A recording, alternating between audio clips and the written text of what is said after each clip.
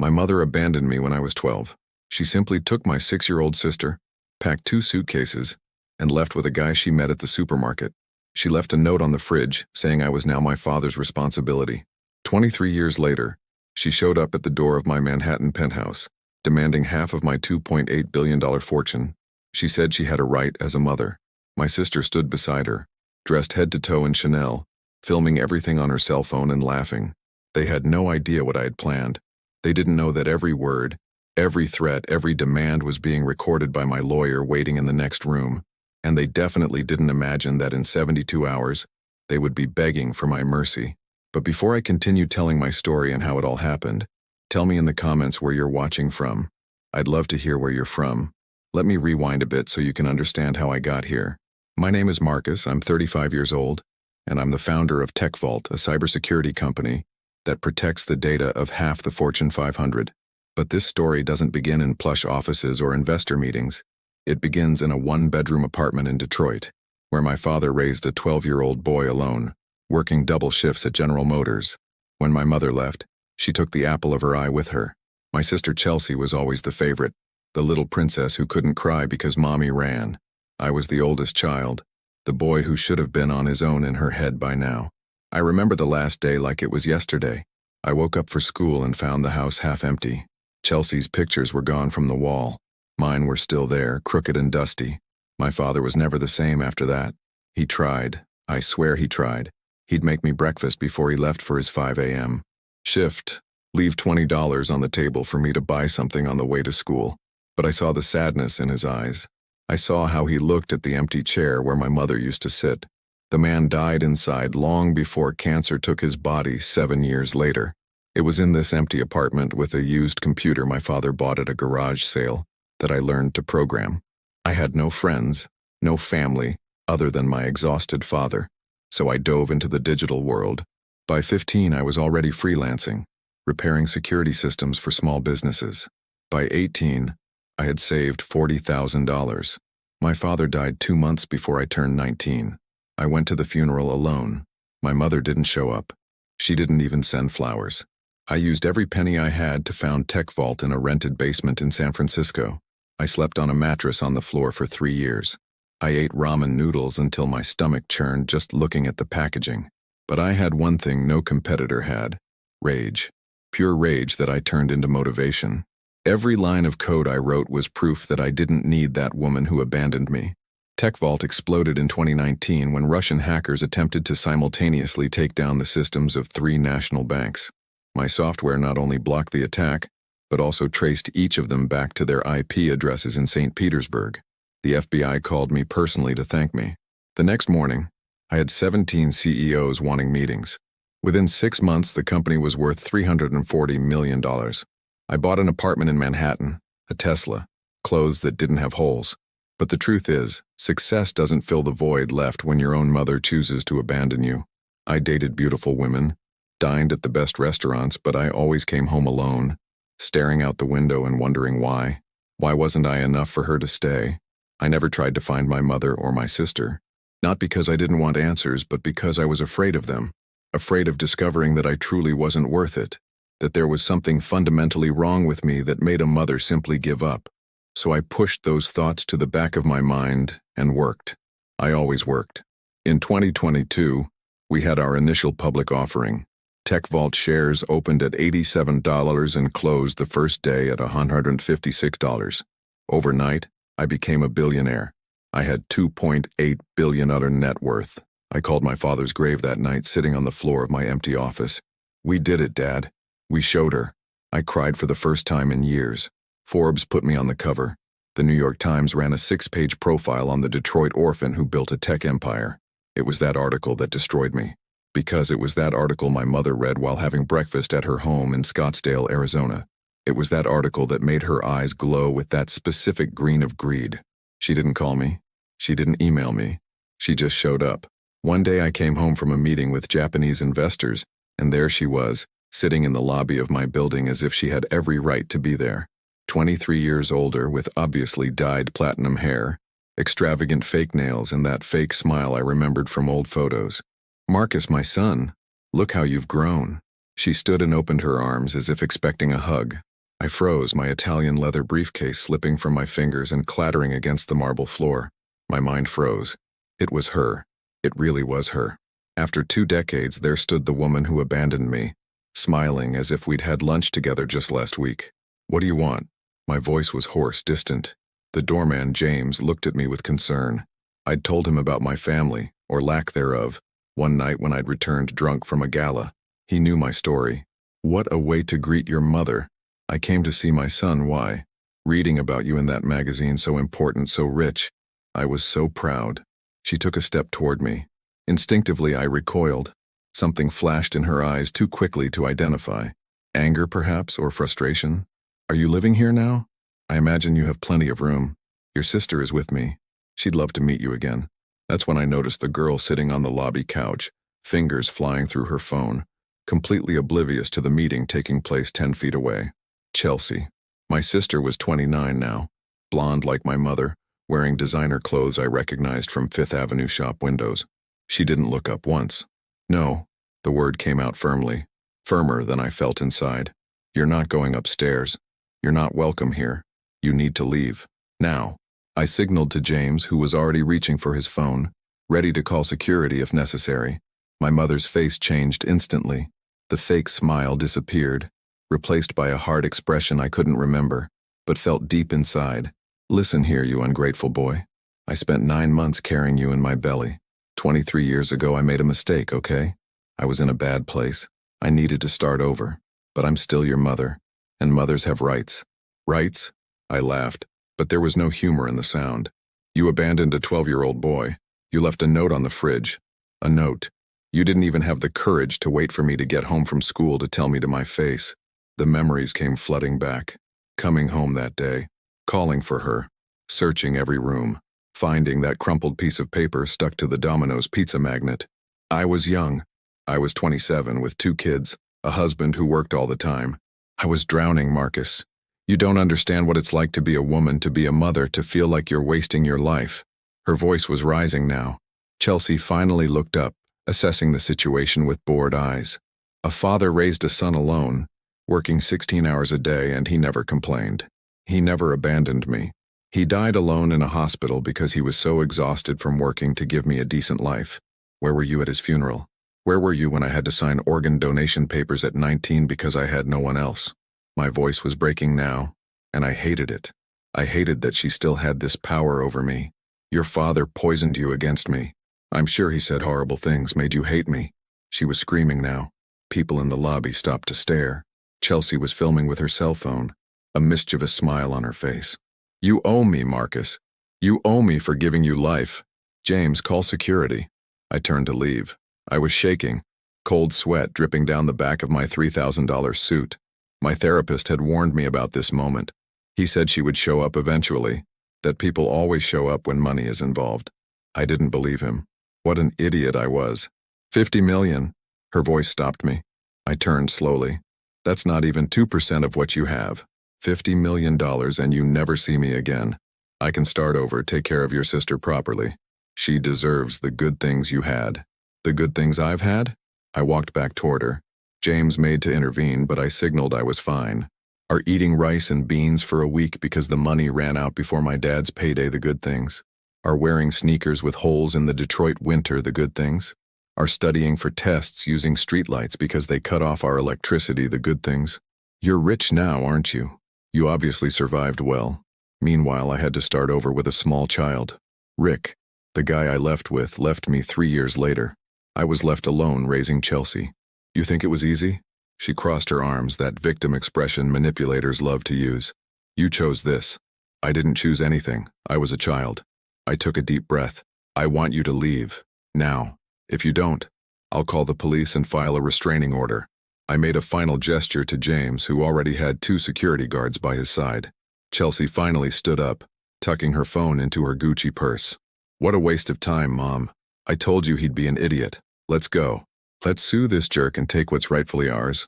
She walked past me, her perfume sickeningly sweet, and whispered low enough for only me to hear. "Abandoning children is a crime. Look up the statute of limitations. I bet Forbes would love to know their little darling is threatening his own mother. They left, but not before my mother turned in the doorway and shouted, "This isn't over, Marcus. I'm going to take what's rightfully mine." The threat echoed through the high-ceilinged hallway. I climbed to my apartment in a daze, my hands shaking so badly I dropped the key twice before I could open the door. I sat on the floor of my living room, surrounded by modern furniture that cost more than my father earned in 5 years, and cried. I cried like that 12-year-old boy who didn't cry when he found the note. I cried for my father, who deserved to see this apartment, these achievements. I cried because I realized that the woman in the lobby wasn't the mother I'd created in my head during all those lonely years. My phone rang. It was Derek, my best friend and CFO of TechVault. "Dude, you're not going to believe this. I just got a notification from our legal department. Your mother has filed a civil lawsuit against you. She's asking for, holy shit, she's asking for $800 million for emotional abandonment and financial neglect. She says you had a legal obligation to care for her once you became wealthy, and that your neglect caused her severe mental distress." I laughed. I mean, what else was I supposed to do? The situation was so absurd that my brain couldn't process any other response. "She met me again literally 3 hours ago, Derek. 3 hours. How long do you think it took her lawyer to write this? Based on the file metadata our lawyers received, about 45 minutes. She came prepared, Marcus. This was planned. She's probably been planning it since she saw you in Forbes." His voice was worried. Derek had known me since the early days of TechVault, when we were just two guys in a basement trying to change the world. He knew my story. "What do you want to do?" "I want to destroy her." The words came out cold, calculated. In that moment, sitting on the floor of my $1 million apartment, something shifted inside me. The boy who spent 23 years waiting for his mother was finally dead. "Call Howard. Tell him I need the best family lawyer in New York. No, in the country. I don't care how much it costs." "I already called. He's waiting for your call." "But Marcus," Derek hesitated, "are you sure you want to get into this fight? Publicly? The media is going to have a field day. Tech billionaire sues his own mother. It's not going to be pretty. She went public the moment she filed this lawsuit. Now it's war." I hung up and immediately called Howard Chen, a lawyer known for winning impossible cases for impossible clients. He answered on the second ring. "Mr. Patterson, I've read the lawsuit. It's amateurish at best, ridiculous at worst, but it will generate publicity, and publicity in family cases rarely favors the wealthy son, no matter how justified his position." His voice was soft but firm, like a teacher explaining difficult concepts. "I can make this disappear for about $10 million. One-time payment, confidentiality agreement, she can never contact you again." "No," my voice was eerily calm. "I don't want to make this go away. I want every person who reads that Forbes article to know exactly what kind of person my mother is. I want every detail of how she abandoned me to be public. I want her to face consequences for the first time in her life." There was a long pause. "I see. In that case, we'll need documentation. Everything you remember from your childhood. People who can testify. School records, medical records. Anything that shows what your life was like after she left. And Marcus, this is going to hurt. Digging through those memories isn't easy. I've been hurting for 23 years, Howard. At least now the pain has a purpose." I spent the next 5 hours on the phone with him, recounting every painful memory. The Christmas my dad and I ate popcorn for dinner because it was all we had. The day I fainted at school because I was skipping lunch to save money. The time I got beaten up by bullies because my clothes were thrift store and ripped. When we finished, the sun was rising over Manhattan. I hadn't slept, but I felt strangely energized. For the first time in decades, I felt in control. I was no longer that helpless boy waiting for a mother who would never return. Howard's counteroffensive was brutal and decisive. Within 48 hours, he not only contested my mother's lawsuit, but also filed his own lawsuit for defamation, extortion, and fraud. Each claim was supported by documents his investigators obtained in record time. School attendance records showing how many times I went to school sick, because my father couldn't miss work. Medical records from the time I broke my arm and had to go to a free hospital because we didn't have insurance. But the pièce de résistance was what investigators uncovered about my mother's current life. It turned out she and Chelsea were living in a rented house in Scottsdale that cost $8,500 a month. They drove rental cars and wore designer clothes purchased with 6 credit cards totaling $340,000 in debt. My sister had never held a job in her life, At 29, her only source of income was an Instagram profile where she pretended to be an influencer for 4,200 purchased followers. The lawsuit included photos of Chelsea in Dubai, Paris, and Greece, always with hashtags about luxury and quality living. Each trip was financed by a credit card she had no intention of paying back. My mother had changed jobs 8 times in 5 years, each time leaving under questionable circumstances. One of her previous employers had sued her for theft, a case that was quietly settled out of court. They're professional con artists, Howard explained during our meeting. Your mother saw you as the big prize. She's probably been planning this for months, maybe years. Cases like this are more common than you think. Foreign relatives show up when money is involved, always with some sad story about how much they suffered. The media went into overdrive. TMZ broke the story first, headlined, "Tech Billionaire in Legal War, with Mother Who Abandoned Him." But as more details leaked, the narrative shifted. The New York Post published side-by-side photos. Me at 13, too thin, in clothes too big at a school event, next to recent photos of Chelsea on a yacht in Ibiza. The caption read, "The shocking contrast." My inbox exploded. Journalists wanted interviews. TV producers offered specials. Bloggers asked for details. I ignored them all. Howard advised me to stay silent and let the facts speak. People who talk too much seem defensive. You don't need to defend yourself. The documents do that for you. 3 days after the lawsuit became public, my mother appeared on Good Morning America. She was in tears, saying she was an imperfect mother who made mistakes but always loved her children. She said she was afraid to contact me because she assumed I hated her. She was only asking for help getting out of debt and that I, with billions, could easily solve her problems without even missing the money.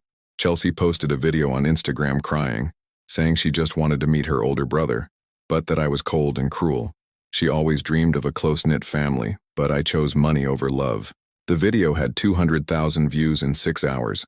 The comments were a mix of support and skepticism, especially after people began pointing out her photos of luxury versus her claims of poverty.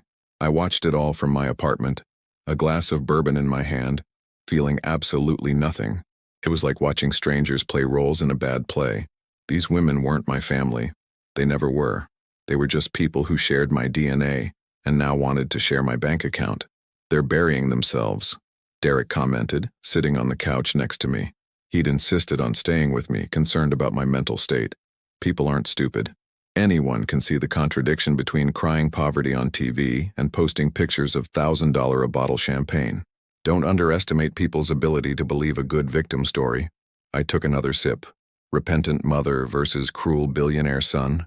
Half the people will automatically choose her, regardless of the facts. But I was wrong. The next morning, an investigative reporter from the Washington Post published a detailed story. He had found Rick, the guy my mother ran away with 23 years ago. Rick told a very different story than hers. According to Rick, my mother wasn't a desperate woman fleeing an unhappy marriage. She had planned everything meticulously.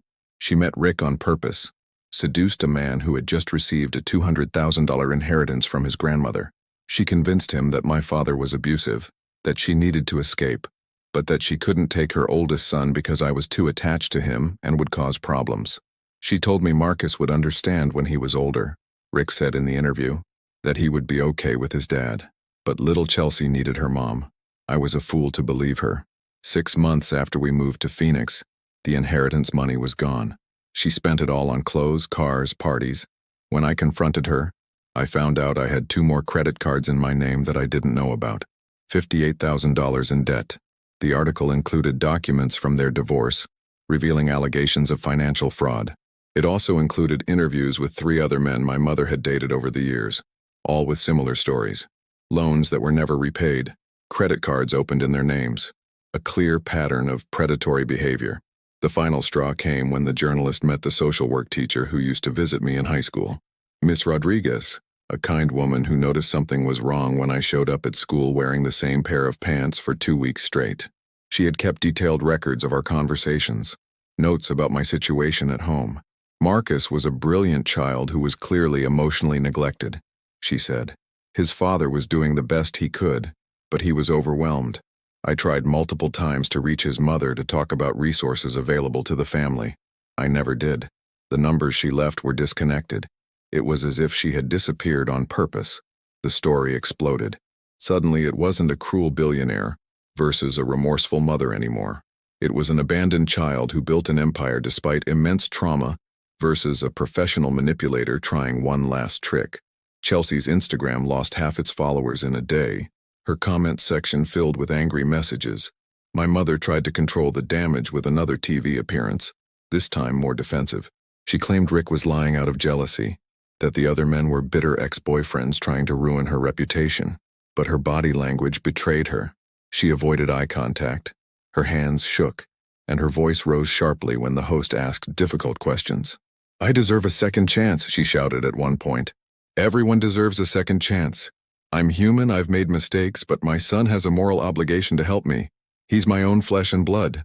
The host gently pointed out that she had abandoned her own flesh and blood for over 2 decades. My mother had no answer to that. Howard called me that afternoon. The judge wants a preliminary hearing. Normally it would take months, but with all the media attention, he's speeding it up.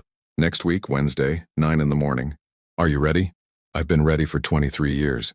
And I was. For the first time since it all began, I felt peace. It wasn't a happy peace, but the peace that comes from finally facing your greatest fear and discovering that you are strong enough to survive.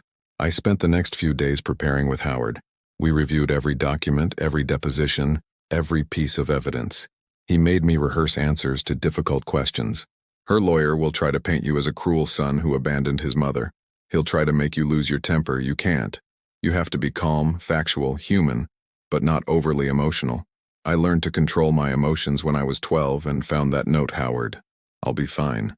But inside I wasn't sure, because seeing her again, in a courtroom, bringing up every painful moment of my childhood in public, wouldn't be easy. It would be the hardest thing I'd ever done. And I'd built a billion-dollar company from scratch. The night before the hearing, I stayed up looking through old photos. I only had a few. My father wasn't much of a photographer, but I had a few. One showed me on my 11th birthday, a simple box cake in front of me, a huge smile on my face. My mother was in the background staring at her phone, completely uninterested. She hadn't even noticed the photo being taken. Another photo showed my father and me on my high school graduation day. He was wearing his General Motors uniform straight from work. His eyes shone with pride. I held my certificate as if it were made of gold. 18 years old, ready to conquer the world, with no idea how much further I still had to fight. "Dad, I hope you're proud," I whispered to the photo.